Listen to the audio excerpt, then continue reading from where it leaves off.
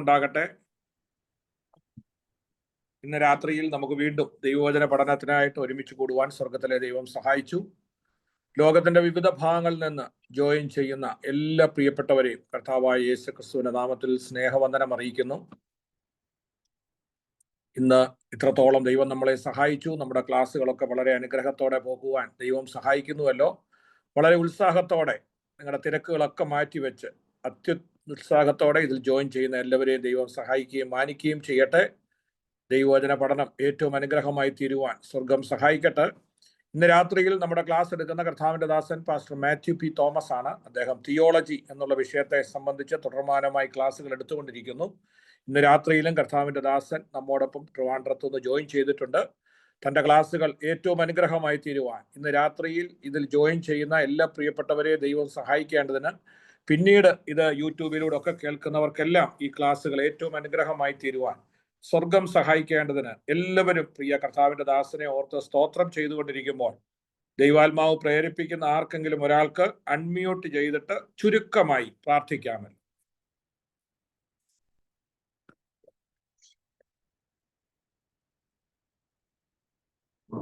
ക്രിസ്തുയേശുവിൽ കൂടെ ഞങ്ങളെ അതിവാത്സല്യമായി സ്നേഹിക്കുന്ന ഞങ്ങളുടെ സ്വർഗീയ നല്ല പിതാവേ, അനുഗ്രഹിക്കപ്പെട്ട ഈ നല്ല രാത്രിയിൽ കർത്താവിൽ നടക്കുന്ന ബൈബിൾ ക്ലാസ്സിനായി സ്തോത്രം ചെയ്യുന്നു. ക്ലാസ് എടുക്കുന്ന മാത്യു തോമസ് സാറിനായി സ്തോത്രം ചെയ്യുന്നു. കർത്താവെ, ഇതിനെല്ലാ ഫാക്കൽറ്റീസിനുമായി സ്തോത്രം ചെയ്യുന്നു. വചനം പഠിപ്പിക്കുന്നത് കർത്താവ് വചനം പഠിക്കുമ്പോൾ ഞങ്ങൾ കർത്താവ് ഹൃദയ ഏകാഗ്രതയോടെ ഹൃദയം തുറന്ന് പഠിക്കുവാൻ, ഹൃദയത്തിൽ സംഗ്രഹിക്കുവാൻ അവിടുന്ന് കൃപ പകരുമാറാകണം. കർത്താവിനെയും കടന്നു വരേണ്ട ദൈവമക്കളെല്ലാവരെയും കർത്താവ് കൂട്ടിവരുത്തേണ്ടതിനായി സ്തോത്രം. പരിശുദ്ധാത്മാവ് പ്രവർത്തിക്കണം. യേശുവിന്റെ നാമത്തിൽ തന്നെ. ആമേൻ, ആമേൻ, ആമേൻ.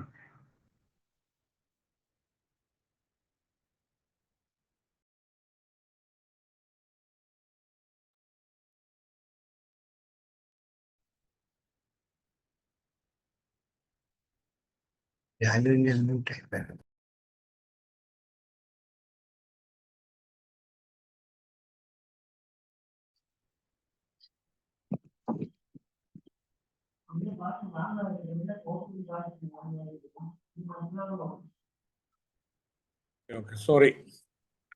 സ്തോത്രം. ദൈവം സഹായിക്കട്ടെ.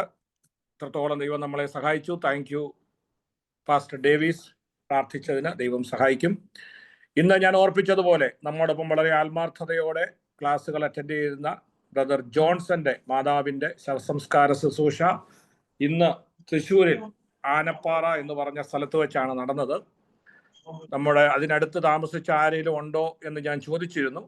അപ്പോൾ പ്രിയ നമ്മുടെ ബൈബിളൊക്കെ വളരെ ആത്മാർത്ഥതയോടെ വായിക്കുന്ന പ്രിയ ബിൻസി സിസ്റ്റർ ഇന്ന് അവിടെ പോകുവാനും ആ ശവസംസ്കാര ശുശ്രൂഷയിൽ പങ്കെടുക്കുവാനും ഇടയായി തീർന്നു. അതിൽ താനൊരു നമ്മുടെ ബൈബിൾ കോളേജിന്റെ വകയായി ഒരു റീത്ത് സമർപ്പിക്കുവാനും അതിൽ അനുശോചനം പറയുവാനും ദൈവം സഹായിച്ചു. പ്രത്യേകം ആ സഹോദരിയോടുള്ള പ്രത്യേക നന്ദി അറിയിക്കുന്നു. ദൈവം എല്ലാവരെയും സഹായിക്കട്ടെ. ഈ 456001 ആരാണ് ഒന്ന് പറയാമോ? സ്ഥിരമായിട്ട് ഇങ്ങനെ അൺമ്യൂട്ട് ചെയ്യുന്നുണ്ട്. പേരൊന്ന് പറയാമോ? ആരാണോ ഈ 456110 എന്ന എന്തോ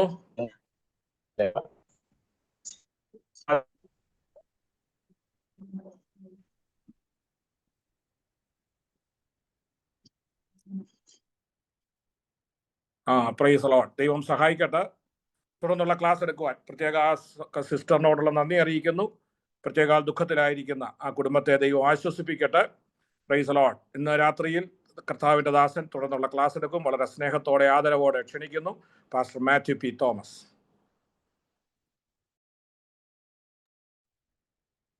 കർത്താവിന്റെ പരിശുദ്ധമുള്ള നാമം വാഴ്ത്തപ്പെടുമാറാകട്ടെ.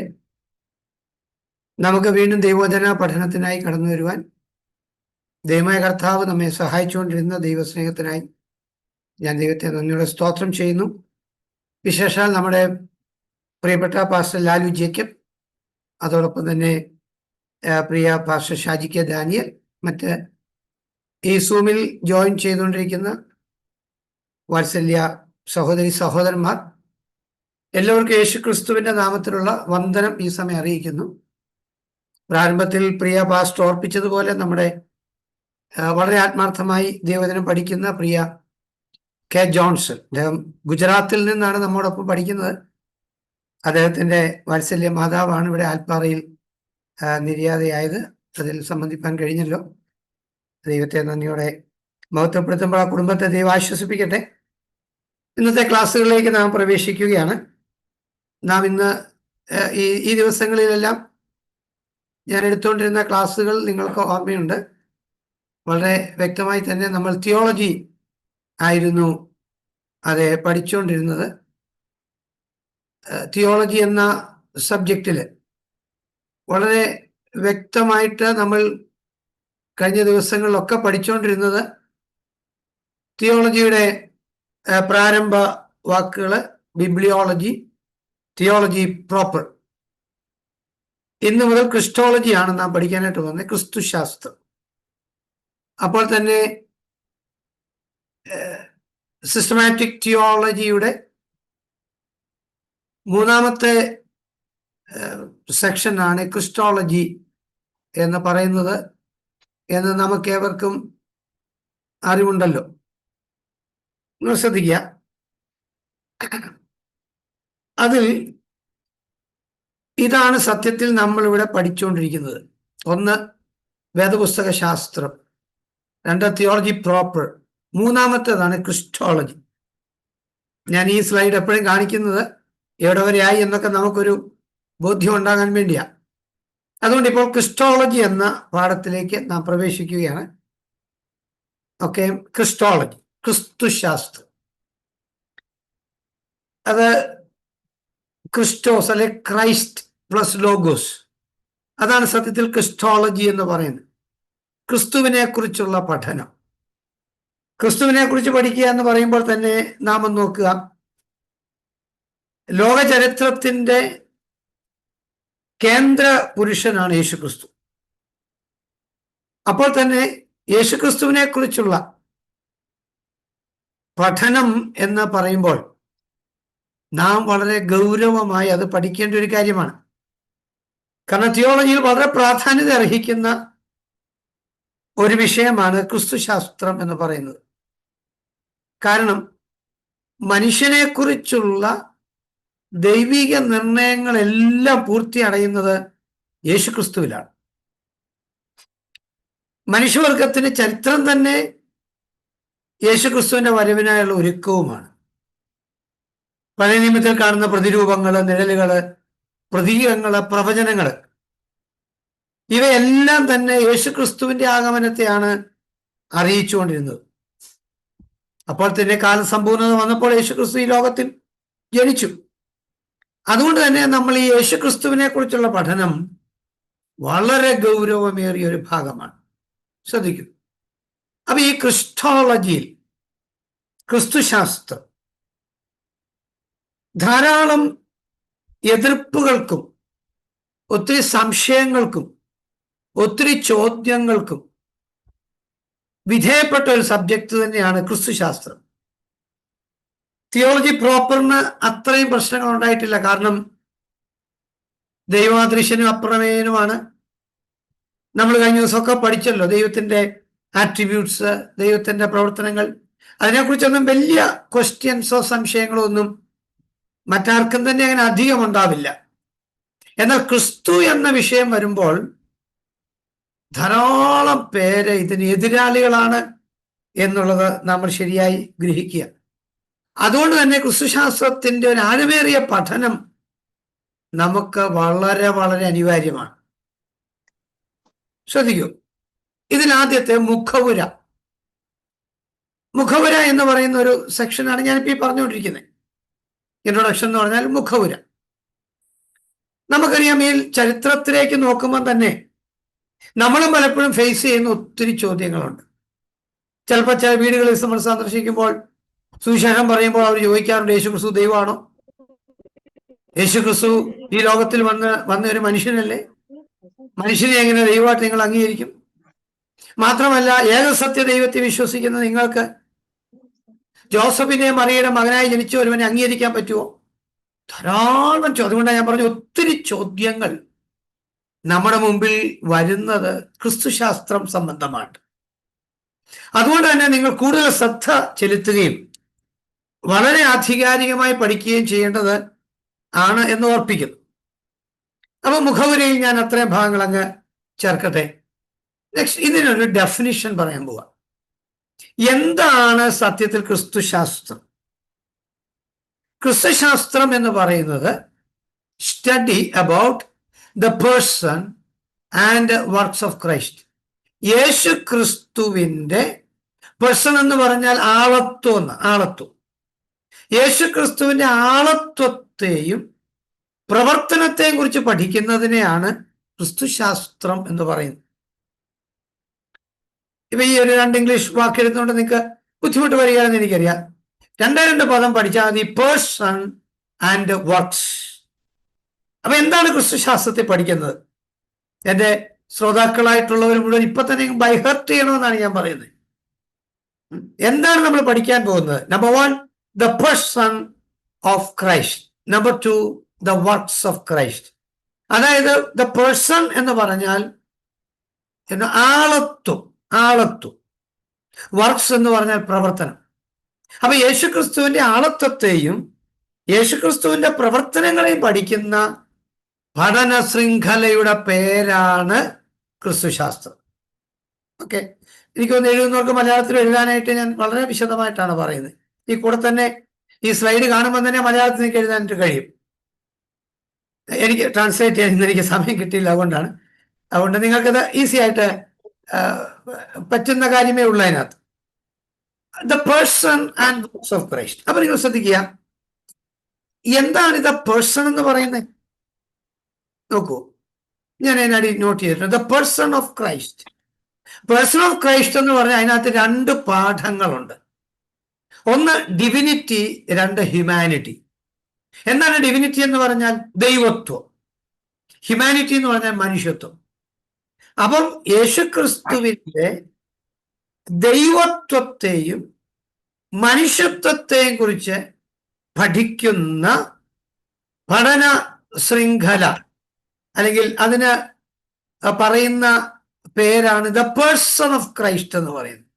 The person of Christ. അപ്പൊ നോക്കൂ, രണ്ടാമത് കിടക്കുന്ന വർക്ക്സ് ഓഫ് ക്രൈസ്റ്റ്. എന്താണ് ഈ വർക്ക് എന്ന് പറയുന്നത്? യേശുക്രിസ്തുവിന്റെ ശുശ്രൂഷ, മിനിസ്ട്രി, യേശുക്രിസ്തുവിന്റെ സ്വഭാവങ്ങൾ, ക്യാരക്ടർ, യേശുക്രിസ്തുവിന്റെ മരണം, യേശുക്രിസ്തുവിന്റെ ഉയർത്തെഴുന്നേൽപ്പ്, യേശുക്രിസ്തുവിന്റെ സ്വർഗാരോഹണം. ഇപ്പൊ നോക്കിയോ, ക്രിസ്റ്റോളജി എന്ന് പറയുന്നത് എന്താ? നാളെ ആരും എന്താ ഇതിനകത്ത് പഠിക്കാൻ പോകുന്നത് സംശയം തോന്നല്. ഇതേ നമ്മൾ പഠിക്കുന്നുള്ളൂ. ഒന്ന് ദ പേഴ്സൺ ഓഫ് ക്രൈസ്റ്റ്, അല്ലെങ്കിൽ ദൈവത്വം, മനുഷ്യത്വം. ദൈവത്വവും മനുഷ്യത്വവും കൂടെ ചേരുന്നതിനെയാണ് ആളത്വം എന്ന് നമ്മൾ പറയുന്നത്. ശ്രദ്ധിക്കൂ. അപ്പോൾ നിങ്ങൾ വളരെ ശ്രദ്ധാപൂർവം മനസ്സിലാക്കേണ്ട ഒരു കാര്യമാണത്. ഓക്കെ, അപ്പൊ ഇവിടെ ദൈവത്വത്തെക്കുറിച്ചും മനുഷ്യത്വത്തെക്കുറിച്ച് പഠിക്കുക. അപ്പൊ നമ്മൾ ആളത്വത്തെക്കുറിച്ച് പഠിക്കും. അതാണ് ആളത്വം. ഈ ആളത്വം എന്ന് പറയുമ്പം ക്ലാസ് ആണല്ലോ, ആണത്വം എന്നല്ല കേട്ടോ, ആണത്വം അല്ല, ആളത്വമാണ്. ആളത്വം വ്യക്തിത്വം, അതാണ് ദ പേഴ്സൺ. അതാണ് നമ്മൾ പഠിക്കുന്ന ആദ്യത്തെ ഭാഗം എന്ന് പറയുന്നത്.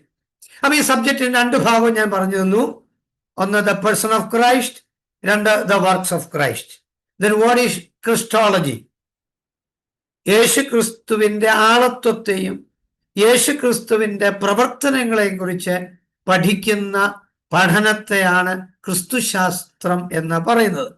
അതിനകത്ത് 2 ഭാഗങ്ങളേ ഉള്ളൂ. ഒന്ന് the person, 2 the works. Okay, now the introduction. നിങ്ങൾ ശ്രദ്ധിക്കൂ, എന്താണ് നമ്മൾ അതിനകത്ത് കൊടുക്കുന്ന ഒരു ഇൻട്രൊഡക്ഷൻ എന്ന് പറഞ്ഞാൽ യേശുക്രിസ്തുവിന്റെ പ്രാധാന്യത എന്താണ്? ശ്രദ്ധിക്കൂ. ഒന്ന് ഗലാത്യ ലേഖനം 4-ാം അധ്യായം 4-ാമത്തെ വാക്യം. ഗലാത്യ ലേഖനം 4:4 എന്ന് പറയുന്നത് ഇങ്ങനെയാണ് സത്യത്തിൽ കിടക്കുന്നത്. കാലസമ്പൂർണത വന്നപ്പോൾ ദൈവം തന്റെ പുത്രനെ സ്ത്രീയിൽ നിന്ന് ജനിച്ചവനായി, ന്യായപ്രമാണത്തിന് കീഴെ ജനിച്ചവനായി നിയോഗിച്ച് പറഞ്ഞയച്ചു. ആ കാലസമ്പൂർണത എന്നുള്ളതിന് ദ ഫുൾനെസ് ഓഫ് ടൈം എന്നാണ് ഇംഗ്ലീഷിൽ കിടക്കുന്നത്, അല്ലെങ്കിൽ the time had fully come. പല വെർഷനിൽ പലത് കൊടുത്തിട്ടുണ്ട്. The time had fully come, സമയമാഗതമായപ്പോൾ. അല്ലെങ്കിൽ കാലത്തിന്റെ സമ്പൂർണത വന്നപ്പോൾ, the fullness of time. See, നിങ്ങൾ മറ്റ് സബ്ജക്റ്റുകൾ പഠിച്ചുകൊണ്ടിരിക്കുന്നത് കൊണ്ട് ഈ കാലസമ്പൂർണതയെക്കുറിച്ച് ഞാൻ ഇന്ന് ഇവിടെ പറയേണ്ട കാര്യം ഇല്ല. കാരണം കാലസമ്പൂർണത എന്ന് പറഞ്ഞാൽ എന്താ? ഒറ്റ വാക്കിൽ പറഞ്ഞാൽ, ആദിയിൽ ദൈവം ആകാശഭൂമി സൃഷ്ടിച്ചപ്പോൾ മുതൽ നിങ്ങളൊന്ന് മുന്നോട്ട് നോക്കിയേ. നരവർഗത്തെ മനുഷ്യൻ സൃഷ്ടിക്കുന്നു, ദൈവം സൃഷ്ടിക്കുന്നു മനുഷ്യനെ. അവിടുന്ന് മുന്നോട്ട് പോകുന്നു. കാലഘട്ടങ്ങൾ മുന്നോട്ട് പോയാൽ എന്താണ് സംഭവിച്ചുകൊണ്ടിരുന്നത്? അബ്രഹാമിന് വെളിപ്പാട് കൊടുക്കുന്നു. മോശയുടെ കാലം വന്നു. മോശയുടെ കാലത്തിന് ശേഷം ജോഷുവയുടെ കാലം വരുന്നു. ന്യായാധിപന്മാരുടെ കാലം വന്നു. ന്യായാധിപന്മാർക്ക് ശേഷം രാജാക്കന്മാരുടെ കാലം വന്നു. രാജാക്കന്മാരുടെ കാലഘട്ടത്തിൽ തന്നെ ആണ് പ്രവാചക കാലഘട്ടം. പ്രവാചകന്മാർ പ്രവചിക്കുന്നു. ഈ രാജാക്കന്മാരുടെ കാലം പ്രവാചക കാലഘട്ടവും സെയിം ആണ്. പുസ്തകം നമുക്ക് രാജാക്കന്മാരുടെ പുസ്തകത്തിനൊക്കെ ശേഷമായിരിക്കും പ്രവചനം കിടക്കുന്നെങ്കിലും ഇത് രണ്ടും കപ്പിൾ ചെയ്താണ് പോകുന്നത്. അപ്പൊ നിങ്ങൾ നോക്കിയേ, ഇതിനിടയ്ക്ക് ദൈവാലയം പണിയുന്നു. ബാബിലോൺ എന്ന രാജ്യം നെബൂഖദ്നേസർ വന്ന് നശിപ്പിച്ചു കളയുന്നു. 70 കൊല്ലം കഴിഞ്ഞ് പിന്നെയും ദൈവാലയം പണിയുന്നു. അത് സെരുബ്ബാബേലിന്റെ നേതൃത്വത്തിൽ പണിയുന്നു. എസ്രാ ശാസ്ത്രി വരുന്നു.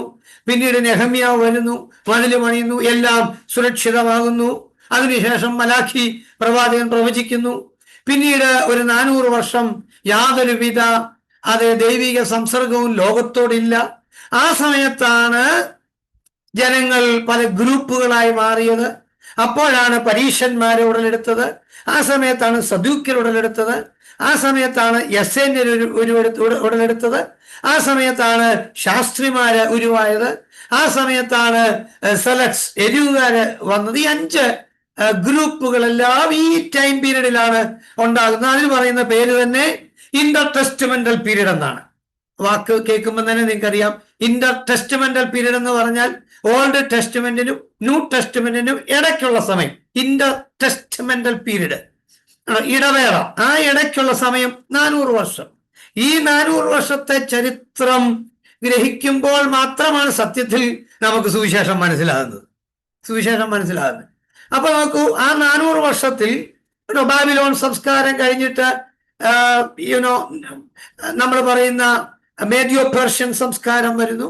മേഡിയോ പേർഷ്യൻ സംസ്കാരത്തിന് ശേഷം അലക്സാണ്ടർ ദ ഗ്രേറ്റിന്റെ സംസ്കാരം വരുന്നു, അല്ലെങ്കിൽ ഗ്രീക്ക് സംസ്കാരം വരുന്നു. ഗ്രീക്ക് സംസ്കാരത്തിന് ശേഷം റോമൻ സംസ്കാരം വരുന്നു. ഞാൻ ഓടിച്ചു പറഞ്ഞത് എന്റെ ഈ ഫുൾനെസ് ഒന്ന് പറയാനാ. റോമൻ ഭരണം അധികാരത്തിൽ ഇരിക്കുമ്പോൾ നമ്മുടെ കർത്താവായ യേശു ക്രിസ്തു ജനിച്ചു. എന്തുകൊണ്ട്? റോമൻ ഭരണം വന്നാലേ ക്രൂശീകരണം നടക്കത്തുള്ളൂ.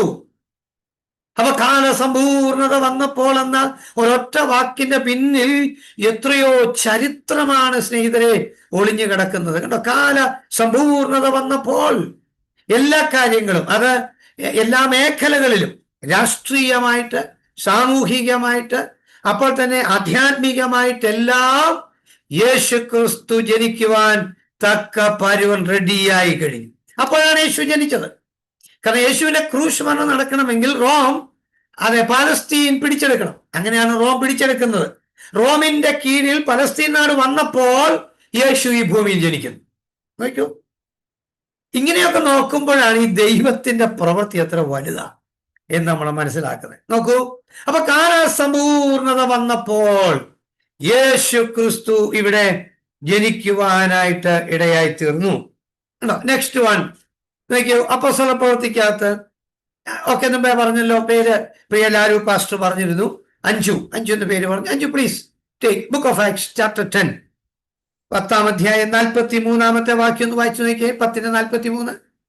അവനിൽ വിശ്വസിക്കുന്ന ഏവനും അവന്റെ നാമം മൂലം പാപമോചനം ലഭിക്കും എന്ന് സകല പ്രവാചകന്മാരും സാക്ഷ്യം പറയുന്നു.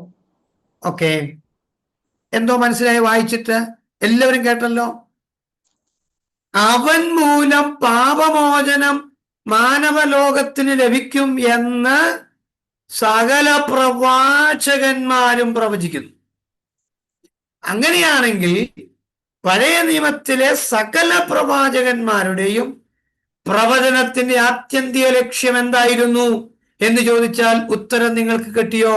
യേശു ക്രിസ്തു ആയിരുന്നു അവരുടെ പ്രവചന വിഷയം. യേശു ക്രിസ്തുവിനെ അവർ പ്രവചിച്ചത്. സംശയമുണ്ടോ? ഏത് പ്രവചനം നിങ്ങൾ എടുത്തു നോക്കൂ. യെശയ്യാവിനെ വിളിച്ചേ, കന്യക ഗർഭിണിയായ മകനെ പ്രസവിക്കുമെന്ന് പറഞ്ഞത് ആരെക്കുറിച്ചാ? യേശുവിനെ കുറിച്ച്.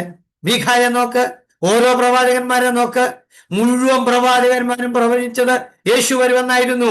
മോശയെ വിളിച്ച് മോശ പറയും, മോശയോട് ദൈവം പറഞ്ഞു, നിന്നെ പോലെ ഒരു പ്രവാചകൻ എഴുന്നേറ്റ് വരും, അവൻ ലോകത്തിന് സമാധാനം വരുത്തും. ഇതെല്ലാം യേശുവിനെ കുറിച്ചായിരുന്നു.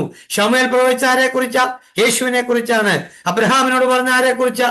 നിന്റെ സന്തതിയിലൂടെ ലോകം മുഴുവൻ അനുഗ്രഹിക്കപ്പെടുമെന്ന് പറഞ്ഞത് ആരെ കുറിച്ചാണ്? യേശുവിനെ കുറിച്ച് തന്നെയാണ് സ്നേഹിതരെ. സകല പ്രവാചകന്മാരുടെയും പ്രവചന വിഷയം യേശു ക്രിസ്തുവായിരുന്നു.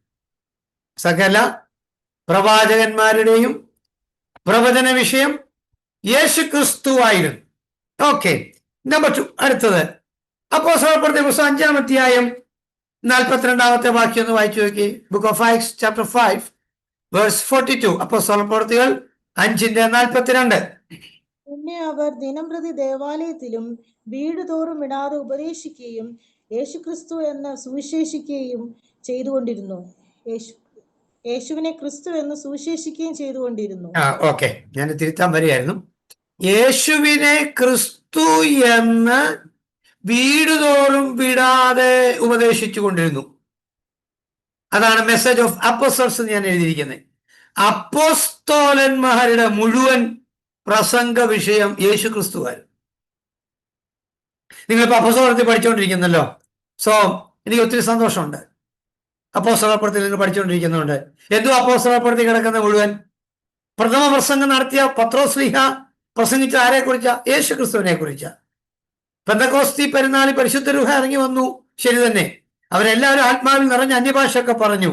പത്രോസ് അവരുടെ നടുവിൽ എഴുന്നേറ്റ് നിന്നിട്ട് യേശു ക്രിസ്തുവിനെയാണ് പ്രസംഗിച്ചത്. ബാക്കി മുന്നോട്ട് പോയ പൗലൂസിന്റെ പ്രസംഗം യേശു ക്രിസ്തുവായിരുന്നു.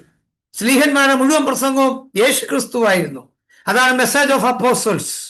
സകല അപ്പോസ്തലന്മാരുടെയും പ്രസംഗ വിഷയം യേശു ക്രിസ്തുവായിരുന്നു. നെക്സ്റ്റ് വൺ, അപ്പോസ്തലപ്രവൃത്തി പുസ്തകം 17-ാം അധ്യായം. ഓക്കെ, 1 മുതൽ 3 വരെയുള്ള വാക്യങ്ങൾ ഒന്ന് നോക്കാം. അപ്പോസ്തലപ്രവൃത്തി പുസ്തകം 17-ാം അധ്യായം 1 മുതൽ 3 വരെ. അവർ അംഫിഫോലോസിലും അപ്പലോനിയയിലും കൂടി കടന്ന് തെസ്സലോനിക്കയിലെത്തി. അവിടെ യഹൂദന്മാരുടെ ഒരു പള്ളി ഉണ്ടായിരുന്നു. പൗലോസ് പതുപോലെ അവരുടെ അടുക്കൽ ചെന്ന് 3 ശബ്ദത്തിൽ തിരുവെഴുത്തുകളെ ആധാരമാക്കി അവരോട് വാദിച്ചു.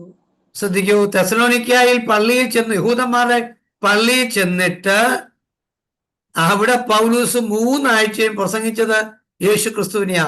യേശു തന്നെ ക്രിസ്തു എന്ന് സിനഗോഗുകളിൽ, പള്ളി എന്ന് പറയുന്നത് സിനഗോഗാണ്. ഞാൻ വേറൊരു ക്ലാസ്സിൽ പറഞ്ഞായിട്ട് എനിക്ക് ഓർക്കുന്നില്ലെങ്കിൽ ഒന്നുകൂടെ പറയാം. വേദപുസ്തകത്തിനകത്ത് പള്ളി എന്ന് പറയുന്നത് സിനഗോഗാണ്. അതേസമയത്ത് ദൈവാലയം എന്ന് പറയുന്നതാണ് ജെറുസലേമിലെ ദൈവാലയം. യഹൂദന്മാർക്ക്, ഇസ്രയേലിന് ഒരു ദൈവാലയമേ ഉള്ളൂ. അത് നിങ്ങൾ ശരിക്കും പഠിക്കണം. ഒറ്റ ദൈവാലയമേ ഉള്ളൂ. അവർ ദൈവാലയം എന്ന് പറയുന്നത് അവരുടെ യഹൂദ ദൈവാലയമാണ്, അല്ലെങ്കിൽ യെരൂശലേമിൽ പണിയുന്ന ദൈവാലയമാണ്. ബാക്കി എല്ലാ ഇവര് ചെല്ലുന്ന സ്ഥലങ്ങളിലെ കൂടിവരവിന്റെ സ്ഥലങ്ങൾക്ക് പറയുന്നത് സിനഗോഗ് എന്നാണ്. അതാണ് ഈ പള്ളി പള്ളി പള്ളി എന്ന് പറയുന്നത്. അപ്പോൾ ബൈബിൾ നിങ്ങൾ വായിക്കുമ്പോൾ, വെനെവർ യു റീഡ് ബൈബിൾ, എപ്പോൾ നിങ്ങൾ ബൈബിൾ വായിച്ചാലും പള്ളി എന്ന് കണ്ടാൽ അത് സിനഗോഗ് ആയിരിക്കും. അത് യെരൂശലേം ദൈവാലയമല്ല. അവർ ദൈവാലയത്തെ ദൈവാലയം എന്ന് മാത്രമേ പറയത്തുള്ളായിരുന്നു. ഇവിടെ നോക്കൂ, തെസ്സലോനിക്കയിൽ ചെന്നു, പള്ളിയിൽ ചെന്നു, യഹൂദന്മാരോട് പ്രസംഗിച്ച പ്രസംഗ വിഷയം യേശു ക്രിസ്തുവായിരുന്നു. ഉണ്ടോ? നെക്സ്റ്റ് വൺ, അപ്പോസ്തലപ്രവൃത്തി 8-ാം അധ്യായം 5-ാമത്തെ വാക്യം കണ്ടോ? നമ്മുടെ സ്ലീഹന്മാരുടെ പ്രസംഗത്തിൽ ടു ദി ശമരിയൻസ്, ഇവർ ശമരിയായിൽ പോകുന്നു. 8-ാം അധ്യായത്തിന്റെ 5-ാം വാക്യം. ഫിലിപ്പോസ് ശമരിയ പട്ടണത്തിൽ ചെന്ന് അവരോട് ക്രിസ്തുവിനെ പ്രസംഗിച്ചു. ശമരിയ പട്ടണത്തിൽ ഫിലിപ്പോസ് എന്നിട്ട് അവരോട് എന്തുവാ പ്രസംഗിച്ചത്?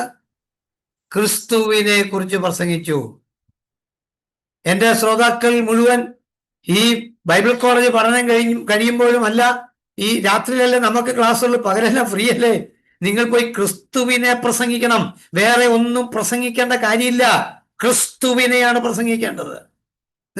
Message to Samaritans. ശമരിയാക്കാരോട് ഫിലിപ്പോസ് എന്ന അപ്പോസ്തലൻ പ്രസംഗിച്ചത് ക്രിസ്തുവിനെ ആയിരുന്നു. നെക്സ്റ്റ് വൺ നോക്കിയേ, ഗലാത്യ ലേഖനം 1-ാം അധ്യായം 15-16 വാക്യങ്ങൾ.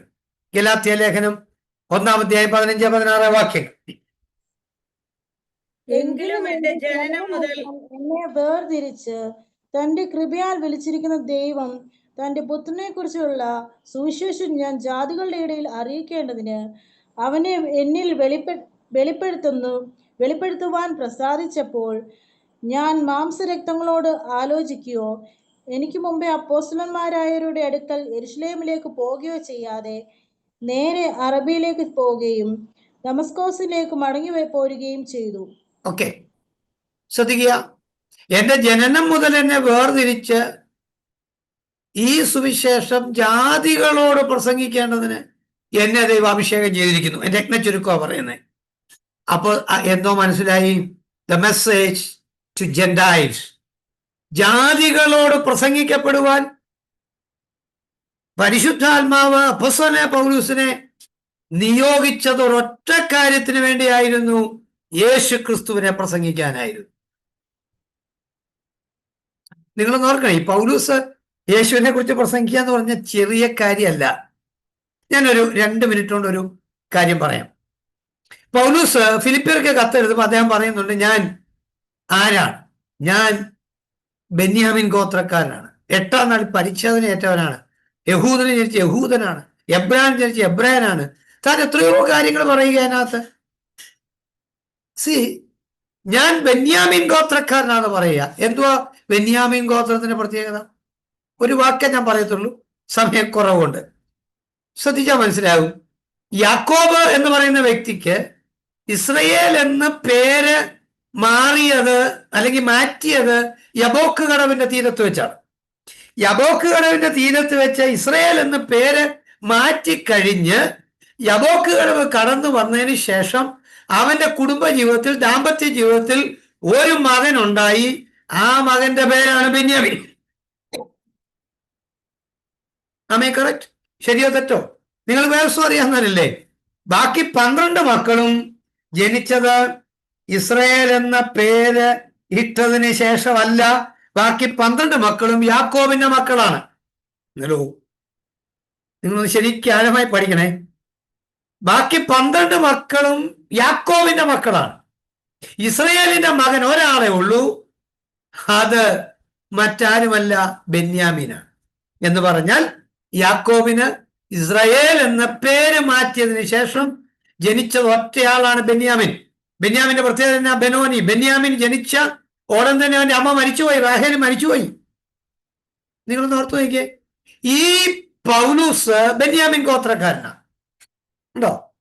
അതുകൊണ്ടാ പൗലൂസ് ഇടയ്ക്ക് പറയുന്നത്, ഞാൻ അല്ലയോ യഥാർത്ഥ ഇസ്രായേല്യൻ, ബെന്യാമിൻ ഗോത്രക്കാരല്ലയോ യഥാർത്ഥ ഇസ്രായേല്യൻ എന്ന് പൗലൂസ് പറയുന്നത് വെറുതെ ഒന്നുമല്ല. നമുക്കിപ്പം പഴയ നിയമം ഒത്തിരിയൊന്നും അറിയത്തൊന്നുമില്ല. പക്ഷെ പൗലൂസിനറിയാം. ഗമാലിയലിന്റെ പാദപീഠത്തിലിരുന്ന് ഈ തിരുവഴുത്ത് മുഴുവൻ പഠിച്ചവനല്ലേ. അവനാണ് പറഞ്ഞത്, ഞാനല്ലോ യഥാർത്ഥ ഇസ്രായേല്യൻ, യേശുവിനെ എന്തിന് ഞാൻ പ്രസംഗിക്കണം? എന്താ കാരണം? യേശു ആരുടെ മകനാണ്? ഞാൻ ചോദിക്കട്ടെ, നമ്മളെല്ലാം പഴയ നിയമത്തിൽ അതെ പൂർവ്വപിതാക്കന്മാർക്ക് സ്ഥാനം കൊടുക്കുമ്പം അബ്രഹാം, ഇസഹാക്ക്, യാക്കോബ്, അബ്രഹാം സാറ ദമ്പതികൾ, ഇസഹാക്ക്, റിബേക്ക. അതിനുശേഷം നമ്മൾ യാക്കോബിന്റെ പേര് പറയുമ്പം ആരുടെ പേരെ പറയത്തുള്ളൂ? റാഹേലിന്റെ പേരല്ലേ പറയുന്നുള്ളൂ. അതിനെ ലേയ ഭാര്യയല്ലേ? ലേയും ഭാര്യ. യേശു എന്ന് പറയുന്നത് ആരുടെ മകനാണ്? സത്യത്തിൽ യേശു എന്ന് പറയുന്ന ആൾ യഹൂദയുടെ ഗോത്രത്തിൽപ്പെട്ടയാളല്ലേ? യഹൂദ ഗോത്രം എന്ന് പറയുന്നത്, യഹൂദ എന്ന മകൻ ആരുടെ മകനാണ്? ലേയയുടെ മകനാണ്. അപ്പൊ ലേയയുടെ കൊച്ചുമകനല്ലേ യേശു? ഹലോ, എല്ലാവരും എൻ്റെ കൂടെ ഉണ്ടല്ലോ. ലേയയുടെ മകനാണ് യേശു. യേശുവിനെ എന്തുകൊണ്ട് പൗലൂസ് പ്രസംഗിക്കണം? പൗലൂസ് പറഞ്ഞു, ഞാനല്ലേ ഇസ്രായേല്യൻ, ഞാനാണ് ഇസ്രായേല്യൻ, യേശുവിനെ എന്തുകൊണ്ട് ഞാൻ അംഗീകരിക്കണം? എന്നാൽ കണ്ടോ, ഈ പൗലൂസിനെ ഡമാസ്കസിൽ വെച്ച് മുമ്പിൽ ഒരു സൂര്യനെ വെല്ലുന്ന പ്രഭ അവന്റെ മേൽ വീണപ്പോൾ അവൻ താഴെ വീണ് അവന്റെ കണ്ണ് മഞ്ഞിപ്പോയതൊക്കെ എന്താണെന്നറിയാമോ? ബെന്യാമിൻ ഗോത്രത്തിന്റെ കടിച്ചു കീറുന്ന ചെന്നായുടെ മുൻപിൽ യഹൂദ ഗോത്രത്തിന്റെ സിംഹം വന്ന് നിന്നപ്പോൾ അവന്റെ കണ്ണിന്റെ കാഴ്ച പോയി, അവനവിടെ താഴെ വീഴുവാൻ ഇടയായി, കണ്ണിന് കാഴ്ചയില്ലാത്തവനായി. അത് നമുക്കറിയാവുന്നതുപോലെ നേർവീതി എന്ന വീട്ടിൽ, യൂദയുടെ വീട്ടിലിരുന്നു. അവിടെ ചെന്ന് അനന്യാസ് പ്രാർത്ഥിച്ചപ്പോൾ അവന്റെ കണ്ണിൽ നിന്ന് തിമിരം പോലെ എന്തോ ഒന്ന് താഴെ വീണു, അവന് കാഴ്ച കിട്ടി. അന്ന് അവനൊരു യാഥാർത്ഥ്യം മനസ്സിലായി. എന്താണെന്നറിയാമോ? അവൻ ലേയയുടെ മകനല്ല, പകരം അവൻ സാക്ഷാൽ ദൈവമാണ്. ഈ തിരിച്ചറിവ് പൗലൂസിന് ലഭിച്ചത് കൊണ്ടാണ് പൗലൂസ് യേശുവിനെ പ്രസംഗിക്കാൻ തുടങ്ങിയത്. കേട്ടോ, പൗലൂസ് യേശുവിനെ പ്രസംഗിക്കുന്നു, ജാതികളോട് യേശുവിനെ പ്രസംഗിക്കുന്നു. നെക്സ്റ്റ് വൺ, മാർക്കോസിന്റെ സുവിശേഷം 16-ാം അധ്യായം 15-ാമത്തെ വാക്യം. വളരെ സുപരിചിതമായ സ്നാന സമയങ്ങളൊക്കെ നമ്മൾ വായിക്കുന്ന മർക്കോസ് 16:16. എന്നാൽ 16:15 എന്നാ പറഞ്ഞിരിക്കുന്നത്? വായിച്ചോളൂ. പിന്നെ അവൻ അവരോട്, നിങ്ങൾ ഭൂലോകത്തിലൊക്കെയും പോയി സകല സൃഷ്ടിയോടും സുവിശേഷം പ്രസംഗിപ്പിൻ. വിശ്വസിക്കുകയും സ്നാനമേൽക്കുകയും ചെയ്യുന്നവൻ രക്ഷിക്കപ്പെടും, വിശ്വസിക്കാത്തവൻ ശിക്ഷാവിധിയിൽ അകപ്പെടും. പിന്നെ അവരോട് പറഞ്ഞത്, നിങ്ങൾ ഭൂലോകത്തിലൊക്കെയും പോയി സകല സൃഷ്ടികളോടും സുവിശേഷം പറയുവീൻ. കണ്ടോ, this message to the all nations. സകല ലോകത്തോടും പ്രസംഗിക്കേണ്ട പ്രസംഗ വിഷയമാണ് യേശു ക്രിസ്തു. ശ്രദ്ധിക്കണം, യേശു ക്രിസ്തുവിനെയാണ് പ്രസംഗിക്കേണ്ടത്. നോക്കൂ, ഇത്രയും വാക്യങ്ങൾ ഞാൻ തന്നു കഴിഞ്ഞില്ലേ? മുഴുവൻ യേശു ക്രിസ്തുവിനെ പ്രസംഗിക്കാൻ വേണ്ടിയാണ് എന്ന് ഗ്രഹിക്കുന്നു. നെക്സ്റ്റ് വൺ, ഗലാത്യ ലേഖനം 1-ാം അധ്യായം 6 മുതൽ 9 വരെ വായിക്കുമ്പോൾ നമുക്ക് ഒരു യാഥാർത്ഥ്യം കൂടെ ഗ്രഹിക്കാനായിട്ട് കഴിയും. എന്താണ് ആ യാഥാർത്ഥ്യം? ഗലാത്യ ലേഖനം 1-ാം അധ്യായം 6 മുതൽ 9 വരെ. ക്രിസ്തുവിന്റെ കൃപയാൽ നിങ്ങളെ വിളിച്ചവനെ വിട്ട് നിങ്ങൾ ഇത്ര വേഗത്തിൽ വേറൊരു സുവിശേഷത്തിലേക്ക് മാറിയത് കൊണ്ട് ഞാൻ ആശ്ചര്യപ്പെടുന്നു. അത് വേറൊരു സുവിശേഷം എന്നല്ല.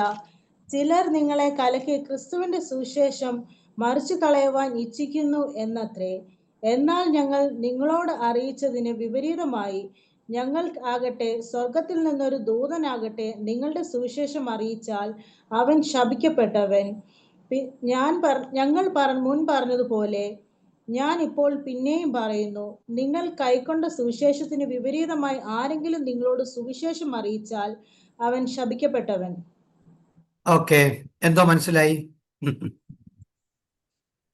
ശരിയായി ഗ്രഹിക്കുമെങ്കിൽ ഈ ആശയം മനസ്സിലാവും. മെസ്സേജ് ഗിവൺ ടു പ്രീച്ച്, പ്രസംഗിക്കുവാൻ വേണ്ടി പുതിയ നിയമ ക്രിസ്ത്യാനികൾക്ക്, യേശുവിനെ ഫോളോ ചെയ്യുന്നവർക്ക് നൽകിയിട്ടുള്ള പ്രസംഗ വിഷയം യേശു ക്രിസ്തുവാണ്. ഉണ്ടോ? ഞങ്ങൾ നിങ്ങളെ അറിയിച്ച സുവിശേഷം അത് യേശു ക്രിസ്തുവിനെ കുറിച്ചാണ്. അതിന് വിപരീതമായി ഞങ്ങൾ തന്നെ വന്ന് പറഞ്ഞാൽ പോലും നിങ്ങൾ അംഗീകരിക്കരുത്. ഇനി അല്ല, സ്വർഗത്തിൽ നിന്നൊരു ദൂതൻ ഇറങ്ങി വന്ന് നിങ്ങൾ കേട്ട സുവിശേഷത്തെ മറിച്ചു കളഞ്ഞാൽ നിങ്ങൾ മറിയരുത്, പകരം അവൻ ശപിക്കപ്പെട്ട ദൂതനായിരിക്കുമെന്ന് പറയുവാൻ ആർജവത്വമുള്ള വ്യക്തിയായിരുന്നു പൗലോസ് ശ്ലീഹ. നിങ്ങൾ ഗ്രഹിക്കുക, പല ഉപദേശങ്ങൾ ലോകത്തിൽ വർദ്ധിച്ചുകൊണ്ടിരിക്കുകയാണ്. എന്നാൽ യേശു ക്രിസ്തുവിനെ കുറിച്ചുള്ള പ്രസംഗം, ആ സുവിശേഷം, അതാണ് സുവിശേഷം, നല്ല വിശേഷം എന്ന് പറയും. ലോകം ഇന്ന് കേൾക്കേണ്ടത് യേശുവിനെ കുറിച്ചാണ്. വേറെ ആരെ കുറിച്ച് കേൾക്കാനാണ്? യേശു ക്രിസ്തുവിനെ നമ്മൾ ഉയർത്തിയാൽ, യേശു ക്രിസ്തുവിനെ നമ്മൾ പ്രസംഗിച്ചാൽ, യേശു ക്രിസ്തു വ്യക്തികളെ തങ്ങളിലേക്ക് ആകർഷിച്ചോളൂ. അതല്ലേ യേശു പറഞ്ഞത്? ഞാനോ ഉയർത്തപ്പെട്ടാൽ എല്ലാവരും എങ്കിലേക്ക് ആകർഷിക്കപ്പെടും. മാന്യ സഹോദരങ്ങളെ, സഹോദരി സഹോദരന്മാരെ, വിശുദ്ധന്മാരെ, വിശുദ്ധമതികളെ, പ്ലീസ് ദയവ് ചെയ്ത് നമുക്കൊരു പ്രസംഗിക്കാൻ ഒരു അവസരം ലഭിക്കുന്നുവെങ്കിൽ, സഭയിൽ പ്രബോധനം പറയാൻ അവസരം ലഭിക്കുന്നെങ്കിൽ, വെറുതെ അതും ബൈബിളിലെ ചുമ്മാ കഥ പറഞ്ഞ് സമയം കളയാതെ യേശുവിനെ പ്രസംഗിക്കൂ, യേശുവിനെ മറ്റുള്ളവർക്ക് കൊടുക്കൂ. യേശുവിലൂടെയുള്ള മാറ്റമാണ് ഇനി ലോകത്തിനുള്ളൂ എന്ന് ഇനിയെങ്കിലും നാം ഒന്ന് ഗ്രഹിക്കൂ പ്രിയരെ. അതല്ലേ സുവിശേഷം എന്ന് പറയുന്നത്. ഇതാണ് നമ്മൾ മറ്റുള്ളവർക്ക് നൽകേണ്ടത്. അപ്പൊ ക്രിസ്റ്റോളജി എന്ന് പറയുമ്പോൾ നിങ്ങൾ ശ്രദ്ധിക്കുക, വളരെ ഗൗരവമുള്ളൊരു പഠനമാണ്. ഞാൻ ആദ്യമേ പറഞ്ഞല്ലോ. അങ്ങനെയെങ്കിൽ യേശു ക്രിസ്തുവിന് മറ്റുള്ളത് സമയം പോകുന്നത് കൊണ്ട് ഞാൻ അടുത്ത ഭാഗത്തേക്ക് പോകാം. ഇൻട്രോഡക്ടറി പാർട്ട് അവിടെ കൊണ്ട് കഴിഞ്ഞു. ഇൻട്രോഡക്ടറി പാർട്ട് മീൻസ് എന്താണ് നമ്മൾ പ്രസംഗിക്കേണ്ടത്? യേശു ക്രിസ്തു, ദ പേഴ്സൺ ഓഫ് ക്രൈസ്റ്റ്. നമ്മൾ ആളത്വത്തിലേക്ക് വരികയാണ്. ഇതാണ് നമ്മുടെ ഒന്നാമത്തെ പാഠം. മറ്റേ ഇൻട്രോഡക്ടറി പാർട്ടാണ്. ഇൻട്രോഡക്ടറി പാർട്ട് എന്ന് പറഞ്ഞാൽ അത് തന്നെ ഗൗരവമുള്ളതായിരുന്നു. ദ പേഴ്സൺ ഓഫ് ക്രൈസ്റ്റ്, യേശു ക്രിസ്തുവിന്റെ ആളത്വം. നോക്കൂ, യേശു ക്രിസ്തുവിന്റെ ആളത്വം എന്ന് പറഞ്ഞാൽ എന്താ? ഞാനത് പറഞ്ഞല്ലോ.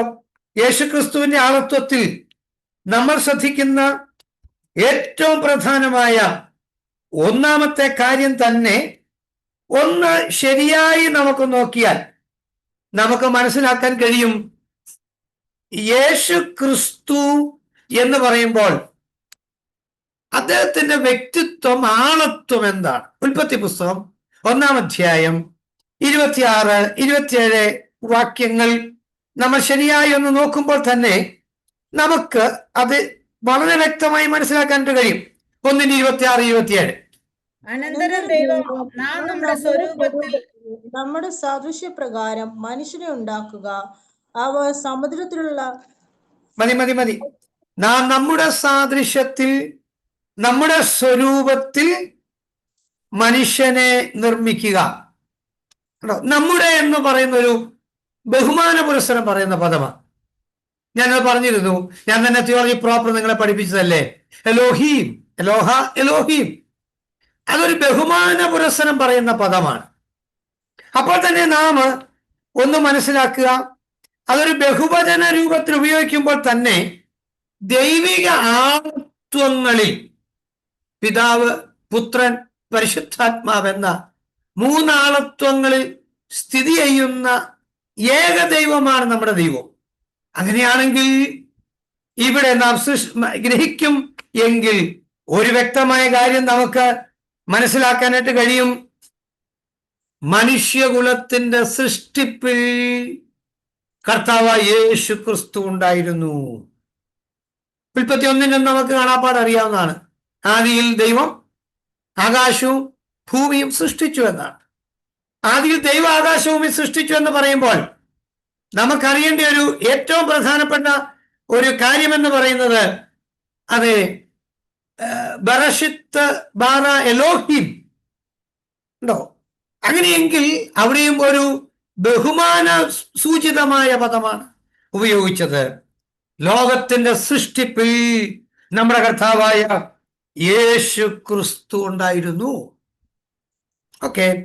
നമ്പർ 2, രണ്ടാമത്തെ കാര്യം പ്രോവേർബ്സ് അല്ലെങ്കിൽ നമുക്കറിയാവുന്ന സദൃശവാക്യങ്ങൾ. 30-ാം അധ്യായത്തിന് 4-ാമത്തെ വാക്യം ഒന്ന് നോക്കൂ. സദൃശവാക്യം 30:4.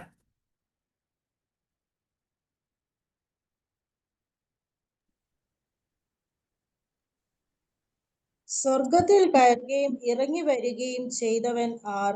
കാറ്റിനെ തന്റെ മുഷ്ടിയിൽ പിടിച്ചടക്കിയവൻ ആര്? വെള്ളങ്ങളെ വസ്ത്രത്തിൽ കെട്ടിയവൻ ആർ? ഭൂമിയുടെ അറുതികളെയൊക്കെയും നിയമിച്ചവൻ ആർ? അവന്റെ പേരെന്ത്?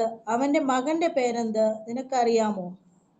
നോക്കിയേ, എനിക്ക് സന്തോഷമുണ്ട്. കാരണം നമ്മള് തിയോളജി പ്രോപ്പറൂടെ പഠിച്ചേച്ച് ഇങ്ങോട്ട് വന്നുകൊണ്ട് വർക്ക്സ് ഓഫ് ഗോഡ്, ദൈവത്തിന്റെ പ്രവർത്തനങ്ങൾക്കകത്ത് ദൈവിക നിർണയങ്ങൾ ഒന്നാം പഠിച്ചു, രണ്ടാം പഠിപ്പിച്ചത് ദൈവിക സൃഷ്ടിപ്പ്.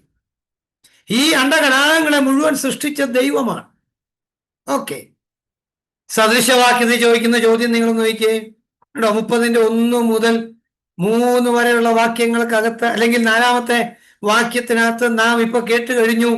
ഈ സകലത്തെ നിർമ്മിച്ചവനാർ, സകലത്തിനും കാരണഭൂതനായവനാർ, ഇവകളെല്ലാം അതാത് സ്ഥലങ്ങൾ നിർമ്മിച്ചവനാർ. എന്നാൽ ക്രിസ്റ്റോളജിയോട് ബന്ധപ്പെട്ട് ഞാൻ ചോദിക്കട്ടെ, അവന്റെ മകന്റെ പേരെന്ത്? എല്ലാം പിടികിട്ടിയോ? മറിയയുടെ മകനായിട്ട് ജനിച്ചത് കൊണ്ട് പുത്രനായവനല്ല യേശു ക്രിസ്തു എന്ന് ഗ്രഹിക്കൂ. അവന്റെ മകന്റെ പേരെന്ത്? അപ്പൊ നമ്മുടെ കർത്താവായ യേശു ക്രിസ്തു എന്ന് പറയുമ്പോൾ ശ്രദ്ധിക്കുക, സ്വർഗത്തിൽ കയറിയവനും പിതാവിനോട് സമത്വമുള്ളവനും തന്നെയാണ് നമ്മുടെ കർത്താവായ യേശു ക്രിസ്തു. അവന്റെ മകന്റെ പേരെന്ത്? ഇവിടെ ദൈവത്തിന്റെ മകൻ എന്ന പ്രയോഗത്തിൽ നിന്നും നിത്യതയിലെ ഉള്ളവനാണ് യേശു ക്രിസ്തു എന്ന് നാം ഗ്രഹിക്കണം. ഓക്കെ, 110 സങ്കീർത്തനത്തിന് 1 വാക്യം ഒന്ന് വായിക്കാമോ? 110 സങ്കീർത്തനം 1 വാക്യം. യഹോവ എന്റെ കർത്താവിനോട് അരുളി ചെയ്തത്, ഞാൻ നിന്റെ ശത്രുക്കളെ നിന്റെ പാദപിടമാക്കുവോളം നീ എന്റെ വലത്തുഭാഗത്ത് ഇരിക്കാം. ഓക്കെ, യഹോവ എന്റെ കർത്താവിനോട് അരുളി ചെയ്തത്, നീ അതെ സകല പാദപീഠമാകുവോളം നീ എന്റെ വലത്തു ഭാഗത്തിരിക്കുക. ഓക്കെ, നിങ്ങൾ ശ്രദ്ധിച്ചു നോക്കിയേ, ഈ 110 സങ്കീർത്തനത്തിന്റെ ഗ്രന്ഥകർത്താവ് ആരാ? ദാവീദ്. ദാവീദ് പാടുകയാണ്, യഹോവ എന്റെ കർത്താവിനോട്. അപ്പൊ ആരാ അത്? യഹോവ എന്റെ കർത്താവിനോട്, സകലരും നിനക്ക് പാദപീഠമാകുവോളം നീ എന്റെ വലത്ത് ഭാഗത്തിരിക്കുക. നിങ്ങൾ ഒരു നിമിഷം ആഴമായിട്ടൊന്ന് ചിന്തിക്കുമോ? യഹോവ എന്റെ കർത്താവിനോട് പറയുക. അപ്പൊ യഹോവ ആരാ? എന്റെ കർത്താവ് ആരാ? ഉണ്ടോ? നിങ്ങൾ ചിന്തിച്ചു നോക്കിയേ, യഹോവ ആരാ? എന്റെ കർത്താവ് ആരാ? യഹോവ ആരാന്ന് ചോദിച്ചാൽ തിയോളജി പ്രോപ്പർ പഠിച്ചാൽ നിങ്ങൾക്കറിയാം യഹോവ ആരാണ്. യാഹ്വേ. യാഹ്വേ യാഹ്വയെ കുറിച്ച് ഞാൻ പറയേണ്ട ആവശ്യമില്ല, വളരെ വ്യക്തമായി ഞാൻ പറഞ്ഞെന്നാ. ഈ യാഹ്വേ എന്റെ കർത്താവിനോട്, എന്റെ എന്ന് പറഞ്ഞത് ദാവീദിന്റെ കാര്യമാണ്. അപ്പൊ യാഹ്വേ എന്റെ കർത്താവിനോട് പറഞ്ഞെന്ന് പറഞ്ഞാൽ അതാണ് എന്റെ കർത്താവ്, യേശുക്രിസ്തു. കർത്താവായ യേശുക്രിസ്തുവിനെ കുറിച്ചാണ്. ഈ ചോദ്യമാണ് യേശുക്രിസ്തു സുവിശേഷത്തിൽ മഹാപുരോഹിതന്മാരോട് ചോദിച്ചൊരു ചോദ്യമായിരുന്നു. ഈ മഹാപുരോഹിതന്മാരും പരീശന്മാരും സദൂക്യരെല്ലാം കൂടി യേശുവിനെ ചോദ്യം ചെയ്യാൻ വന്നു. യേശുവിനെ ചോദ്യം ചെയ്യാൻ വന്നപ്പം യേശുവിനോട് ചോദിക്കുക, യേശുവേ അങ്ങേക്ക് ഇത് ചെയ്യാനുള്ള അധികാരമൊക്കെ എവിടുന്ന് കിട്ടിയതാന്ന് ചോദിച്ചു. യേശു ക്രിസ്തു ചോദിച്ചു, ദാവീദ് ഒരിക്കൽ പറഞ്ഞല്ലോ, യഹോവയായ കർത്താവ് എന്റെ കർത്താവിനോട് ശത്രുക്കൾ നിന്റെ പാദപീഠമാകുവോളം നീ എന്റെ വലത്തുഭാഗത്തിരിക്കുക എന്ന് പറഞ്ഞത് ആരെക്കുറിച്ചാന്ന് ചോദിച്ചു. പിന്നെ അതെവിടെയാണെന്ന് ചോദിക്കുക. നിങ്ങൾ വായിച്ചു നോക്ക്, പുതിയ നിയമത്തിന് അത് കിടപ്പുണ്ട്. മത്തായി, മർക്കോസ്, ലൂക്കോസ്, യോഹന്നാൻ, 4 സുവിശേഷമല്ലേ ഉള്ളൂ. 4 സുവിശേഷങ്ങൾ വായിച്ചു നോക്കി, അതിനകത്ത് കിടക്കുന്ന ഒരു കാര്യമാണ്. ഈ ചോദ്യം അങ്ങോട്ട് ചോദിച്ചു കഴിഞ്ഞപ്പോഴത്തേന് അവരാകെ കുടുങ്ങിപ്പോയി, അവരും മിണ്ടിയില്ല. അന്നേരമാണ് പറഞ്ഞത്, ദാവീദിന്റെ മകനാണ് യേശുക്രിസ്തു എങ്കിൽ ദാവീദ് എങ്ങനെ എന്റെ കർത്താവ് എന്ന് പറയുമെന്ന് ചോദിച്ചു. യേശു അവരുടെ വാക്കുമുട്ടിച്ചു കളഞ്ഞു, അവർ മിണ്ടാതെ പോയി കളഞ്ഞു. ഗ്രഹിച്ചേ? അങ്ങനെയാണെങ്കിൽ യഹോവയുടെ കർത്താവിനോടെന്ന് പറഞ്ഞാൽ എന്താണെന്ന് മനസ്സിലായോ? ദാവീദിന്റെ കർത്താവാണ്. അപ്പൊ അതെങ്ങനെയാ ദാവീദിന്റെ കുലത്തിൽ പിറന്ന, ദാവീദിന്റെ കൊച്ചുമകനായി ജനിച്ച യേശുക്രിസ്തു എങ്ങനെയാ ദാവീദിന്റെ കർത്താവായത്? അപ്പൊ ദാവീദ് ജനിക്കുന്നതിന് മുൻപേ ഉള്ളവനാണ് നമ്മുടെ കർത്താവായ യേശുക്രിസ്തു. കമോൺ, യെശയ്യാപ്രവാചന പുസ്തകം 9-ാം അധ്യായം 6-ാം വാക്യം. നെക്സ്റ്റ് വേഴ്സ്, യെശയ്യാവ് 9:6. നമുക്ക് ഒരു ശിശു ജനിച്ചിരിക്കുന്നു, നമുക്കൊരു മകൻ നൽകപ്പെട്ടിരിക്കുന്നു, ആധിപത്യം അവന്റെ തോളിൽ ഇരിക്കും. അവൻ അത്ഭുത മന്ത്രി, വീരനാം ദൈവം, നിത്യപിതാവ്, സമാധാന പ്രഭു എന്ന് പേർ വിളിക്കപ്പെടും. ഓക്കെ, അങ്ങനെയാണെങ്കിൽ ഒന്ന് ശരിയായി ഒന്ന് നോക്കിയേ, എന്താണ് അവിടെ പറഞ്ഞിരിക്കുന്നത്? ഇതൊക്കെ നമ്മൾ കേട്ടിട്ടുള്ള വാക്യമാണെങ്കിലും ക്രിസ്തുശാസ്ത്രവുമായി ബന്ധപ്പെടുത്തി ഒന്ന് പഠിച്ചു നോക്കിയേ. എന്താ അവിടെ ഉപയോഗിച്ചത്? നമുക്കൊരു ശിശു ജനിച്ചിരിക്കുന്നു, നമുക്കൊരു മകൻ നൽകപ്പെട്ടിരിക്കുന്നു. അവൻ ആരാ? ആധിപത്യം അവന്റെ തോളിലിരിക്കുന്നു. അവൻ അത്ഭുത മന്ത്രിയാണ്, വീരനാം ദൈവം. വീരനാം ദൈവം നമ്മൾ നേരത്തെ പഠിച്ചു. ഏൽ ഗിബ്ബർ, വീരനാം ദൈവം. അതാരാ? ഇവിടെ പറയുക, യേശു ക്രിസ്തു വീരനാം ദൈവമാണ്, നിത്യപിതാവാണ്, ഇറ്റേണൽ ഫാദർ. ഹലോ, എനിക്ക് തോന്നുന്നു നിങ്ങളുടെ ചിന്താമണ്ഡലം ഒന്നുകൂടെ വർക്കൗട്ട് ചെയ്യണം. എന്താ കാരണം? യേശുക്രിസ്തു പിതാവാണെന്ന് പറഞ്ഞിരിക്കുക. യേശുക്രിസ്തു നിത്യപിതാവാണ്, ഇറ്റേണൽ ഫാദർ. ഒരു ശിശു ജനിച്ചിരിക്കുന്നു, ഒരു മകൻ നമുക്ക് നൽകപ്പെട്ടിരിക്കുന്നു. പക്ഷെ അവൻ നിത്യപിതാവാണ്. അവൻ വീരനാം ദൈവമാണ്, സമാധാനത്തിന്റെ പ്രഭുവാണ്. സ്നേഹിതരെ, ദൈവത്തെക്കുറിച്ചുള്ള, യേശുക്രിസ്തുവിനെ കുറിച്ചുള്ള നമ്മുടെ ആ ചെറിയ ചിന്തയൊക്കെ ഒന്ന് മാറ്റിവെച്ചേ. ദൈവത്തെക്കാൾ താണവനായിട്ട് ഇവിടെ വന്നവനും ദൈവത്തെക്കാൾ കഴിവ് കുറഞ്ഞവനുമാണ് യേശു എന്നുള്ള മിഥ്യാബോധം വെച്ച് പുലർത്തുന്നെങ്കിൽ ഈ ക്രിസ്റ്റോളജി കഴിയുമ്പോൾ അത് തീരും. അവിടെ ഖണ്ഡിക്കുകയാണ്, ഖണ്ഡനമാണ് നമ്മൾ കൊടുക്കുന്നേ. യേശു ക്രിസ്തു ദൈവത്തെക്കാൾ താണവനല്ല, ദൈവത്തിന് സമനാണ് നമ്മുടെ കർത്താവായ യേശു ക്രിസ്തു. അവൻ നിത്യപിതാവാണ്, വീരനാം ദൈവമാണ്, സമാധാനത്തിന്റെ പ്രഭുവാണ്. മീഖായുടെ പ്രവചന പുസ്തകം ഒന്നെടുക്കാമോ? 5-ാം അധ്യായം 2-ാമത്തെ വാക്യം. മൈഖ ചാപ്റ്റർ 5 വേഴ്സ് 2. മീഖ 5:2. അതുകൊണ്ട് നീയോ ബേത്ലഹേമേ എഫ്രാത്തെ, നീ യഹൂദ സഹസ്രാതങ്ങളിൽ ചെറുതായിരുന്നാലും ഇസ്രായേലിന് അധിപതിയായിരിക്കേണ്ടുന്നവൻ എനിക്ക് നിന്നിൽ നിന്ന് ഉത്ഭവിച്ചു വരും. അവന്റെ ഉത്ഭവം പണ്ടേ ഉള്ളതും പുരാതനമായതും തന്നെ. എന്തുകൊണ്ട് എഴുതി വെച്ചിരിക്കുന്നത്? നീയോ ബേത്ലഹേം എഫ്രാത്തെ. ബേത്ലഹേം എന്ന് പറയുന്നത് അത്ര അംഗീകരിക്കപ്പെട്ട സ്ഥലമൊന്നും അല്ലായിരുന്നു. ജെറുസലേമിന്റെ സമീപത്ത് ഉള്ള ഒരു സ്ഥലമാണ് ബേത്ലഹേം. ഈ ബേത്ലഹേമിനെ കുറിച്ച് മീഖ എന്ന പ്രവാചകൻ, മീഖ ജീവിച്ചിരുന്ന കാലഘട്ടം BC 800. നമ്മുടെ കർത്താവ് യേശു ക്രിസ്തുവിന് 800 കൊല്ലം മുൻപ് ജീവിച്ചിരുന്ന പ്രവാചകന്മാരായിരുന്നു യെശയ്യാവും മീഖായും. യെശയ്യാവ് 800 വർഷം, മീഖായും 800 വർഷം, അപ്പോൾ തന്നെ ആമോസ് 800 വർഷം, ഹോശേയ 800 വർഷം. ഇവർ 4 പേരും സമകാലീന പ്രവാചകരാണ്. യോനായും ആ കൂട്ടത്തിൽ വരും. ഇവർ 5 പേരും BC 800-കളിലെ പ്രവാചകരാണ്. യെശയ്യാവ്, ഹോശേയ, ആമോസ്, മീഖ, യോന. ഈ 5 പ്രവാചകരും BC 8-ാം നൂറ്റാണ്ടിലെ പ്രവാചകരാണ്.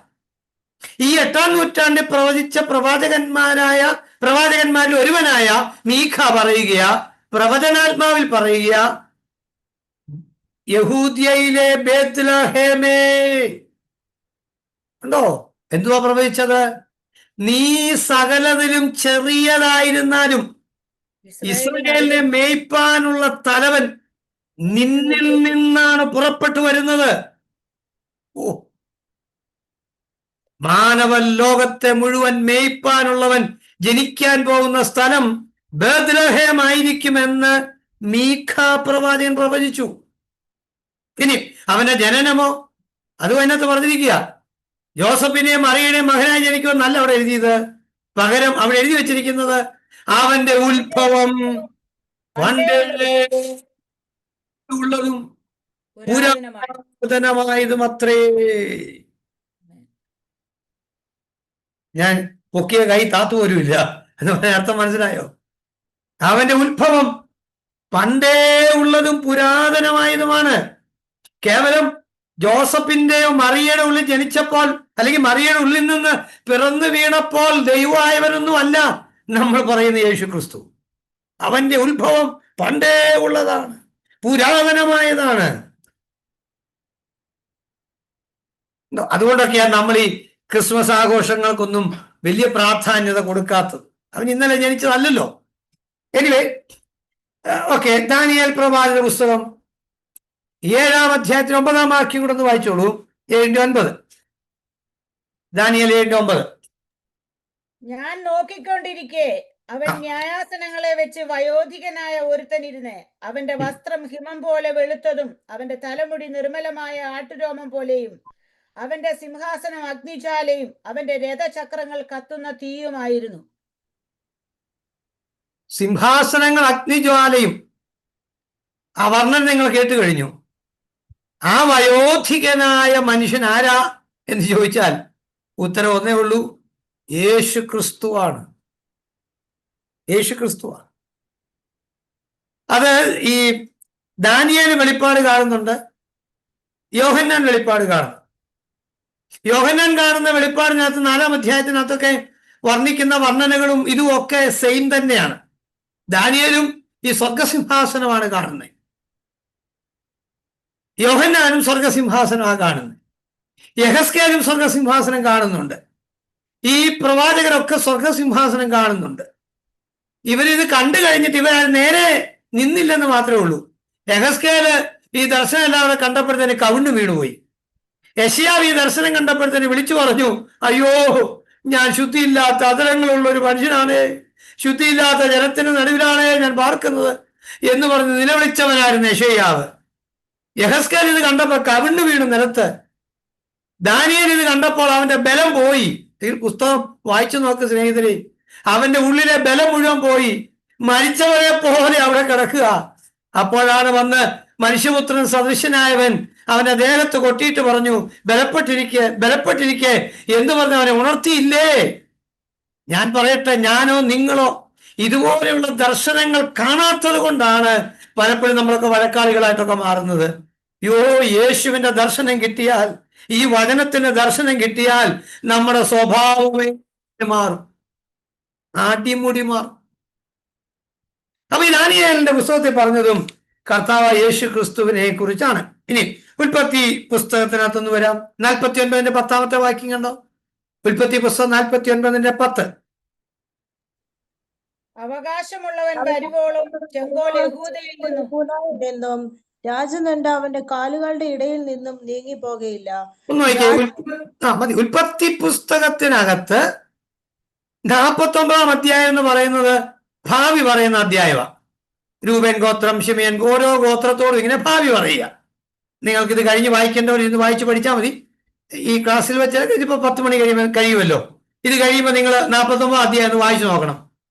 49 ഉൽപ്പത്തി. ഓരോ ഗോത്രങ്ങളുടെയും ഭാവി പറയുക. അവിടെയാ ബെന്യാമീൻ ഗോത്രത്തോട് പറയുന്നത് കടിച്ചു കീറുന്ന ചെന്നായി എന്ന്. യഹൂദ ഗോത്രത്തോട് പറയുന്നുണ്ട് നീ സിംഹമാണെന്ന്. അപ്പോൾ തന്നെ യഹൂദ ഗോത്രത്തോട് പറയുന്ന സന്ദേശത്തിൽ പറയുക, അവകാശമുള്ളവൻ വരുവോളം ചെങ്കോൽ യഹൂദ ഗോത്രത്തിലായിരിക്കുമെന്ന്. എന്തോ മനസ്സിലായി? അങ്ങനെയെങ്കിൽ യഹൂദ ഗോത്രത്തിൽ നിന്ന് മാനവലോകത്തെ രക്ഷിപ്പാനുള്ള ഒരവകാശി ഉണ്ടാകും എന്ന് ഉൽപ്പത്തി പുസ്തകം 49 അധ്യായത്തിലെ പറഞ്ഞിരിക്കുക. അവൻ യഹൂദ ഗോത്രത്തിൽ നിന്ന് ആയിരിക്കും വരിക. ഓക്കെ, യെശയ്യാവിന്റെ പ്രവചന പുസ്തകം വളരെ വേഗം ഒന്നെടുത്തോളൂ. യെശയ്യാവിന്റെ പ്രവചന പുസ്തകം 11 അധ്യായം 1 മുതൽ വായിക്കൂ. ആരാണ് ഈ യഹൂദ ഗോത്രത്തിൽ നിന്ന് വരുന്നവൻ? ആര്? ഉത്തരം നമുക്കറിയാം, യേശു ക്രിസ്തു. ഒരു തെളിവൂടെ തരിക. 11:1. എന്നാൽ ഇസ്രായേലിയുടെ കുറ്റിയിൽ നിന്ന് ഒരു മുള പൊട്ടി പുറപ്പെടും, അവന്റെ വേരുകളിൽ നിന്നുള്ള ഒരു കൊമ്പ് ഫലം കായ്ക്കും. അവന്റെ മേൽ യഹോവയുടെ ആത്മാവ് ആവസിക്കും, ജ്ഞാനത്തിന്റെയും വിവേകത്തിന്റെയും ആത്മാവ്, ആലോചനയുടെയും ബലത്തിന്റെയും ആത്മാവ്, പരിജ്ഞാനത്തിന്റെയും യഹോഭക്തിയുടെയും ആത്മാവ് തന്നെ. എന്തോ മനസ്സിലായി വായിച്ചിട്ട്? നിങ്ങൾക്ക് പിടികിട്ടി? ഇപ്പൊ ഇത്രയും മനസ്സിലാക്കിയവർക്ക് പെട്ടെന്ന് പിടികിട്ടി. അതായത് ഈശായുടെ കുറ്റിയിൽ നിന്നൊരു മുള ഉണ്ടായി വരും എന്ന് പറയുന്ന അർത്ഥം എന്നാ? ഈശായുടെ തലമുറയിൽ, ഈശായുടെ മക്കളിൽ, ദാവീദിന്റെ മക്കളിൽ നിന്ന് ഒരുവൻ വരും. അപ്പൊ പെട്ടെന്നൊരു സംശയം നിങ്ങൾക്ക് ഉണ്ടാകാന്ന് വിചാരിച്ചേ, ഈശായുടെ മകൻ ആരാ? ദാവീദല്ലേ? ദാവീദിനെ കുറിച്ചാണോ ആ പറഞ്ഞിരിക്കുന്നത്? ഒരിക്കലും അല്ല. എന്നാ കാര്യം? ദാവീദിന്റെ കാലം BC 1000 പുറകിലാണ്. BC 1000 ശലോമോന്റെ കാലം. അതിനു മുമ്പാണ് ദാവീദിന്റെ കാലം. BC 800 യെശയ്യാവ് പ്രവചിക്കുന്നത്. ഈശായുടെ കുറ്റിയിൽ നിന്നൊരു മുള വരും. ഇനി അവന്റെ വേരിൽ നിന്നത് മുളച്ചു വരുമെന്ന് പറഞ്ഞിട്ട് 2-ാം വാക്യത്തിൽ പറഞ്ഞത് 7 ആത്മാക്കളെ കുറിച്ച് പറഞ്ഞു. നമ്പർ 8 നിങ്ങൾ പഠിച്ചോളൂ. എന്താണ് 7 ആത്മാക്കൾ? 1 യഹോവയുടെ ആത്മാവ് ഉണ്ടോ? യഹോവയുടെ ആത്മാവ് വസിക്കുന്നു. 2 പരിജ്ഞാനത്തിന്റെ ആത്മാവ്. 3 വിവേകത്തിന്റെ ആത്മാവ്. 4 സുബോധത്തിന്റെ ആത്മാവ്. 5 യഹോവ ഭക്തിയുടെ ആത്മാവ്. 6 ബലത്തിന്റെ ആത്മാവ്. 7 ആലോചനയുടെ ആത്മാവ്. ഇനി ഞാൻ പറഞ്ഞതിനകത്ത് എന്തെങ്കിലും തെറ്റുണ്ടെങ്കിൽ ബൈബിളുള്ളത് മാത്രം നിങ്ങൾ എടുത്താൽ മതി. 7 ആത്മാക്കളെ കുറിച്ച് അവിടെ പറഞ്ഞിട്ടില്ലേ? നമ്പർ 8 പടി. 7 എണ്ണം. ഇതാ വെളിപ്പാട് പുസ്തകത്തിൽ പറഞ്ഞത് 7 ആത്മാക്കളുള്ള ഒരുവൻ വരുന്നു എന്ന് പറഞ്ഞത് യേശുവിനെ കുറിച്ചാണ് പറഞ്ഞിരിക്കുന്നത്. അനന്തരം ഞാൻ നോക്കിക്കൊണ്ടിരിക്കുമ്പോൾ 7 ആത്മാക്കളോടുകൂടി ഒരുവൻ വരുന്നു എന്ന് വെളിപ്പാട് പുസ്തകത്തിൽ പറയുന്നത് യേശു ക്രിസ്തുവിനെ കുറിച്ചാണ്. ദാവീദിന്റെ ഗോത്രത്തിൽ പിറന്നവനായ യേശു ക്രിസ്തു 7 ആത്മാക്കളുടെ ഉടമയാണ് എന്ന് പറഞ്ഞ വർണ്ണനയുടെ അർത്ഥം എന്താന്ന് പിടികിട്ടിയോ? ഈ ലോകത്തിൽ മനുഷ്യനാർക്കും പറയുവാൻ സാധ്യമല്ല, ചിന്തിപ്പാൻ സാധ്യമല്ല.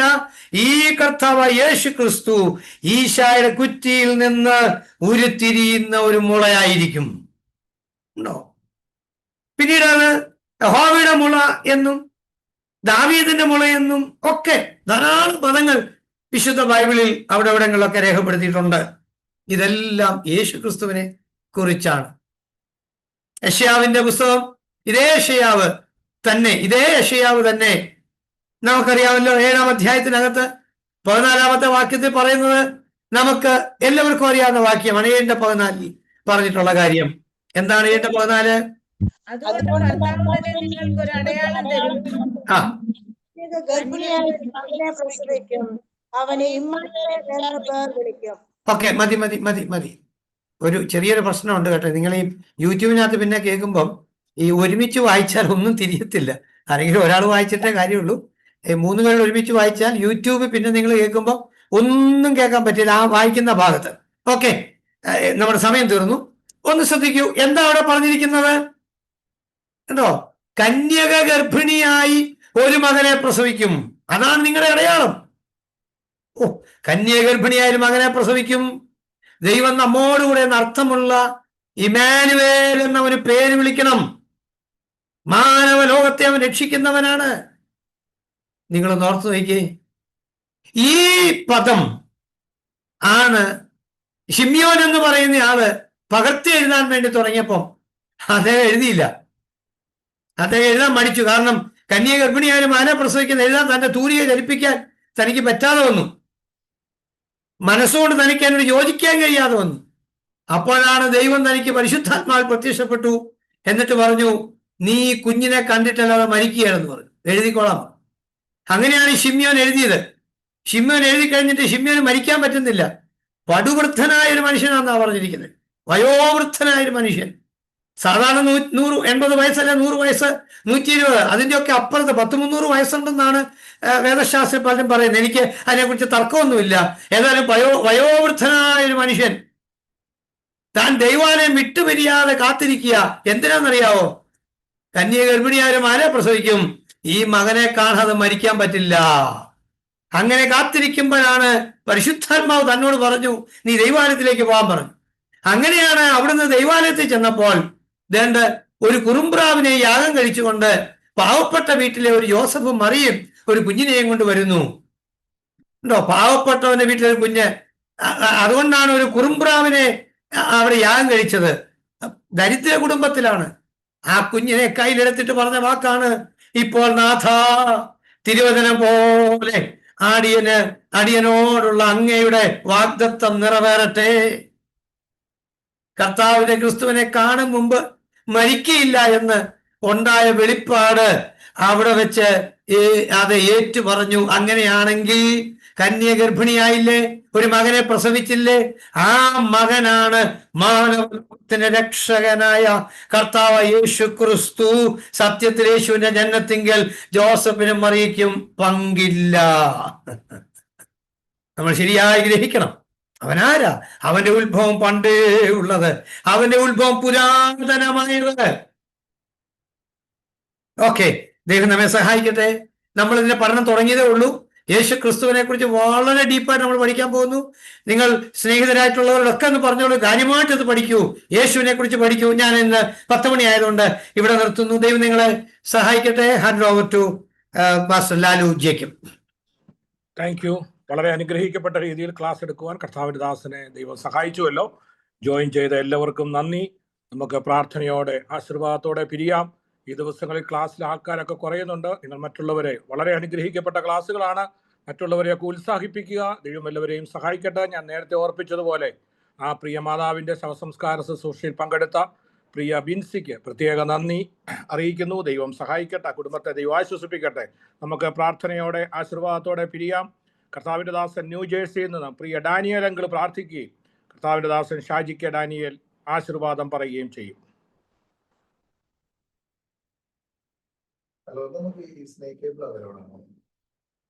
ഡാനിയൽ അച്ഛൻ പ്രാർത്ഥിക്കുവോ?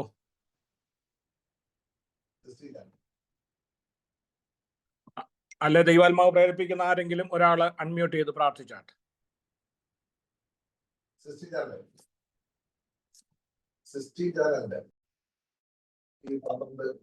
ആരുമില്ലേ? ഹല്ലേലൂയ. സ്തോത്രം. പരിശുദ്ധനായ കർത്താവേ, നല്ല സമയത്തിനായിട്ട് നന്ദി പറയുന്ന കർത്താവേ, നിന്റെ കുഞ്ഞുങ്ങളാവുന്ന ഞങ്ങൾക്ക് അങ്ങയുടെ വചനത്തിന് മുമ്പേ ആയിരിക്കാൻ കർത്താവ് തന്ന സമയത്തിനായി ഭാഗ്യത്തിനായിട്ട് നന്ദി പറയുന്ന അങ്ങയെക്കുറിച്ച് കൂടുതൽ അറിയുവാൻ ഞങ്ങളെ സഹായിക്കുന്ന കൃപയ്ക്കായി സ്തോത്രം. ഇന്ന് പകൽക്കാലം ഞങ്ങളെ പഠിപ്പിച്ച ദൈവദൗത്യത്തിനെ ദൈവകരങ്ങളിൽ ഏൽപ്പിക്കുന്ന കർത്താവെ, സാറിനെ ബലപ്പെടുത്തിയല്ലോ, എത്രത്തോളം സഹായിച്ചല്ലോ. പിന്നെയും ദൈവമായ കർത്താവ് സഹായിക്കുമാറാകണമേ എന്ന് പ്രാർത്ഥിക്കുന്ന വിശേഷം ഞാനും ദൈവകൃപയും നൽകി പരിപാലിക്കണമേ കർത്താവെ. ഞങ്ങളെ ദൈവവചനം വേണ്ട പോലെ പറഞ്ഞു തരുവാൻ തക്കവണ്ണം കർത്താവ് സഹായിക്കുമാറാകണമെന്ന് പ്രാർത്ഥിക്കുന്നു. എന്ന് പകൽക്കാലം ക്ലാസ് അറ്റൻഡ് ചെയ്ത എല്ലാ പ്രിയപ്പെട്ടവർക്കായി സ്തോത്രം ചെയ്യുന്നു. ഞങ്ങൾ കേട്ടത് അധികം ശ്രദ്ധയോടെ കരുതിക്കൊള്ളുവാൻ തക്കവണ്ണം എല്ലാവരെയും സഹായിക്കണമേ. ഞങ്ങൾ കേട്ടത് കർത്താവെ മറ്റുള്ളവരോട് പറയുവാൻ തക്കവണ്ണം ഞങ്ങളെ ഓരോരുത്തരെയും ബലപ്പെടുത്തണമേ. ഇതിന്റെ പിന്നിൽ പ്രവർത്തിക്കുന്ന എല്ലാ പ്രിയപ്പെട്ടവർക്കായി സ്തോത്രം. ഷായ് പാസ്റ്റർ ലാൽ സാറിനായി സ്തോത്രം ചെയ്യുന്നു കർത്താവെ. ഇതിനു വേണ്ടി ഒരു ചെറുവിരലെങ്കിലും അനക്കുന്ന എല്ലാ പ്രിയപ്പെട്ടവരെയും ഞങ്ങൾ ഓർത്ത് പ്രാർത്ഥിക്കുന്നു. ഇന്ന് പകൽക്കാലം ഞങ്ങളെ ഒരുമിച്ച് അനുഗ്രഹിക്കണം. പ്രാർത്ഥന കേട്ടതിനായിട്ട് നന്ദി പറയുന്നു, യേശു ക്രിസ്തുവിന്റെ നാമത്തിൽ തന്നെ, ആമേൻ. Praise the Lord. ഇന്ന് കടന്നു വന്ന് വചനം പഠിച്ച എല്ലാ ദൈവമക്കളെ ഓർത്ത് കർത്താവിനെ സ്തുതിക്കുന്നു. വചനം പഠിപ്പിച്ച കർത്താവിന്റെ ദാസൻ മാത്യു തോമസിലുള്ള നന്ദി അറിയിക്കുന്നു. കർത്താവിന്റെ ദാസനെ ദൈവശക്തിയോടെ ഉപയോഗിച്ചതിനായി നമുക്ക് കർത്താവിനെ സ്തുതിക്കാം. അദ്ദേഹത്തെ കർത്താവ് വീണ്ടും ബലപ്പെടുത്തട്ടെ. പാസ്റ്റർ ലാല് പറഞ്ഞതുപോലെ നമ്മളെ മറ്റുള്ളവരെ ഉത്സാഹിപ്പിക്കുകയും നമ്മുടെ ബൈബിൾ കോളേജിൽ അറ്റൻഡൻസ് കുറയാതെ നമ്മൾ കഴിവതും കൂടുതൽ ആൾക്കാരെ ഉത്സാഹിപ്പിച്ച് പരിശ്രമിപ്പിച്ച് കയറുവാൻ ശ്രമിക്കണം. നിങ്ങളുടെ സ്നേഹത്തിനും സഹകരണത്തിനുമായിട്ട് നന്ദി. കർത്താവ് സഹായിക്കട്ടെ. ആശീർവാദത്തോടെ കടന്നു പോകാം.